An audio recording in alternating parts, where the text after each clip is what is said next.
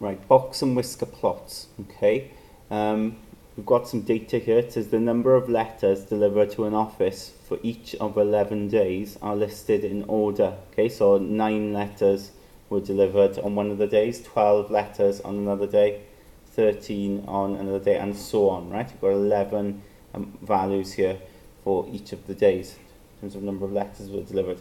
Now, with this, we could be asked to work out the mean, median, mode, and so on. For a box and whisker plot, though, I'm only interested in the median. Okay, that's one average I'm interested in. There is the median, the middle value. And of course, when you work out the median, you need to have the numbers listed in order. That's really important. Okay, they need to be in order, and these are already given to us in order. If they're not given in order, if they're all random, then you need to list them in order first. But if you go for the middle one, okay, that will give you the median one. Now, looking at it just visually, I can see there, that's our middle value there, yeah? Because I've got 5 values either side of that 21. I've got 5 values here, and I've got 5 values there. So 21 is in the middle. That's my median. All right?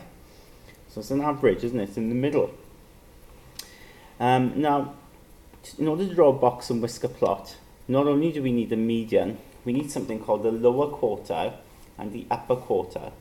Okay, the lower quartile, often abbreviated to be like LQ. Okay, and I'll do that a lot, LQ, and the upper quartile. Okay, now if you think about that word quartile in particular, we just think of quarters, don't we? Okay, a quarter of the data. And we've got a lower quartile and an upper quartile. So the lower quartile would be like the first quarter. The upper quartile would be like the last quarter. So we'd be sort of like 3/4 of the way through. Of course, in the middle you've got your 21. That's the middle value. But we're interested in what's going on quarter of the way through the data, and 3/4 of the way through the data. Now, in order to do that, okay, when you've got your values listed out in order, you've got your median there. What I'm going to do is I'm just going to sort of ignore that, and I'm going to look the left hand side here, okay, and I'm going to go halfway. I'm going to look at what value is halfway here, and of course the one halfway is this one here, 13. So that is my lower quarter. Okay, that's a quarter of the way through the data. So I'll write 13 here. And then to get the upper quarter, the third quarter, I'll just look at these values here and see which one's in the middle. Of course, this one's in the middle here. That will be my upper quarter. Okay, so 28. Okay, so we've identified, so far now we've identified 3 numbers. We've identified the median, which is the middle value. We've identified the lower quartile, which is sort of the value which is a quarter of the way through the data, and the upper quartile, which is like 3/4 of the way through the data. Okay, which is really important. We're not quite done. In order to start on our box plot, we also need to write down the highest value and the lowest. Okay, so it's easy in this case. The highest value is 31. And the lowest is 9. Okay, again, need to be written in order, and that helps us there as well. So when it comes to the box plot, right, we've got our graph paper here. Okay, and we need to have a number line so that all of these values at the top are covered. Okay, so you can see the lowest is 9, highest is 31. I think what I'm going to do, okay, down here, I'm going to draw my number line, and I'm going to simply start at 0 in this case. Okay, you don't have to start at 0, right? It depends on the values you've got, right? But seeing as I've got 9 as my lowest, 0 it makes sense to start there. Okay, but suppose 36 was your lowest, 36 was your lowest, you would start at 30. Okay, so you'd write 30 there. But 9 is my lowest, so I'm going to go 0 there, 10 here. Okay, I'm going to go 20 here, I'm going to go 30 here, and then I'm going to go 40 there. Okay, I'm going to go 40 because I don't need to go beyond 40, and I need it, of course, to up to 40 because 31 is my highest. So what I do then, all right, I'm going to draw a box, right? I need to draw a box, and the box starts with the median, the one in the middle, so 21. So I go to 21, right, which is here, and in order to draw a box, I start by drawing a line, a vertical line at 21. Now it's up to you how big you make this line, how long you make this line, right? I think that's sufficient there. But that represents my median, all right? Now I need to draw another line which is parallel to this for my lower quartile, so a 13. So I go to 13, okay, which is here, and I'm going to draw another line which is parallel to it, right? As I said, it doesn't matter how long that line is, so long as it's parallel to that line and the same sort of size there. And then the upper quartile is 28, right? So I'm going to draw another line. I'm going to go to 28, which is here. I'm going to draw another line there, right?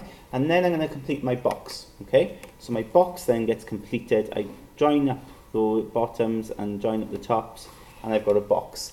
That gives me my median, that gives me my lower quartile, that gives me my upper quartile, okay? And then just to then finish off this, because this topic is called box and whisker, all right?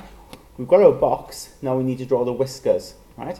And the whiskers are straightforward, because for the whiskers, you look at the highest value, which is 31, okay? So you go to 31, which is quite close here, there's 31, and you actually then, at 31, you draw a smaller line, smaller vertical line, which is sort of halfway in that box there, and you join it then to the box, okay? So it sort of creates your whisker.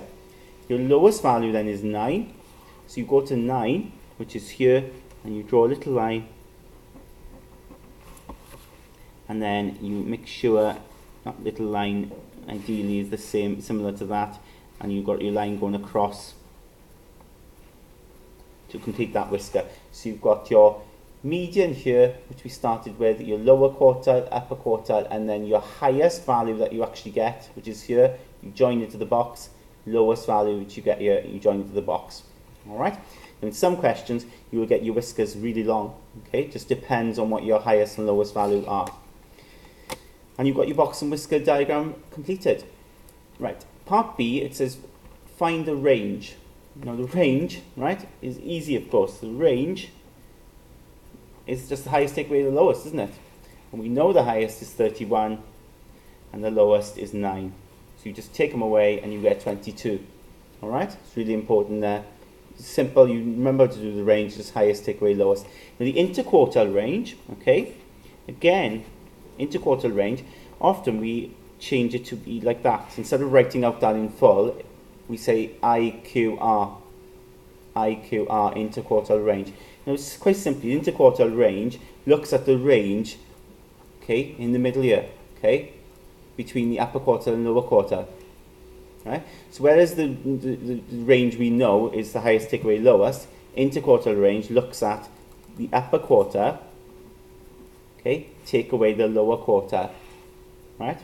And in this case, the upper quartile we've worked out to be 28, okay, because there's 28 there, and the lower quartile is this value here, which is 13. So you take them away, and you get your answer, which is 15. Okay, so we've got our big range for the whole data, which is 22, and then the interquartile range, which concentrates on between the lower quartile and upper quartile. You get 15. There you go. I hope that makes sense. Enjoy.